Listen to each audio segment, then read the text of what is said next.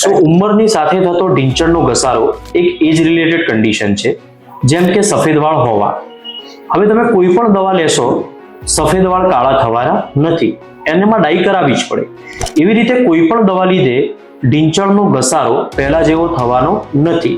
એનું એક જ ટ્રીટમેન્ટ છે ની રિપ્લેસમેન્ટ, જેની અંદર આપણે શું કરતા હોઈએ છીએ કે ઉપરના હાડકાની ઘસાયેલી સપાટી કાઢી નાખીને ઉપરના હાડકાનો સાંધો બેસાડવામાં આવે, નીચેના હાડકાની ઘસાયેલી સપાટી કાઢી નાખી નીચે સાંધો બેસાડવામાં આવે, અને બે હાડકાની વચ્ચે સિન્થેટિક ગાદી નાખવામાં આવતી હોય છે, તેમજ વાટકીનું હાડકું પણ બદલવામાં આવતું હોય છે. હવે પ્રશ્ન એમ થાય છે કે ની રિપ્લેસમેન્ટનું ઓપરેશન કરાવવું ક્યારે? તો હું મારા દરેક પેશન્ટને સલાહ આપતો હોઉં છું કે ની રિપ્લેસમેન્ટનું ઓપરેશન ત્યારે જ કરાવવું જ્યારે ગોઠણનો દુખાવો અસહ્ય થઈ જાય, તેમજ તમને તમારી રોજિંદી પ્રવૃત્તિ ક્રિયા કરવામાં તકલીફ લાગે, ત્યારે જ ની રિપ્લેસમેન્ટનું ઓપરેશન કરાવવું જોઈએ.